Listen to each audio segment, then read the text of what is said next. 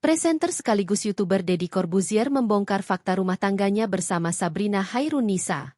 Ia mengakui telah resmi menduda namun tak diketahui oleh publik. Hal ini disampaikannya melalui kanal YouTube-nya Deddy Corbuzier pada 18 November 2025.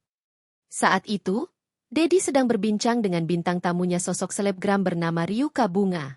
Awalnya Deddy tiba-tiba menyinggung soal perceraiannya dengan sang istri, Sabrina.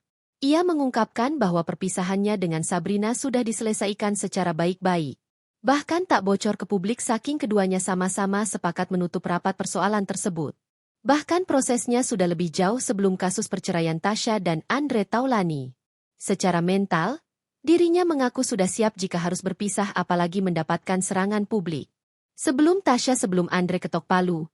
Jadi ketika diserang sudah tahu, oh diserangnya begini, gitu, ujarnya. Ia pun menegaskan bahwa dirinya sudah sah cerai dari Sabrina.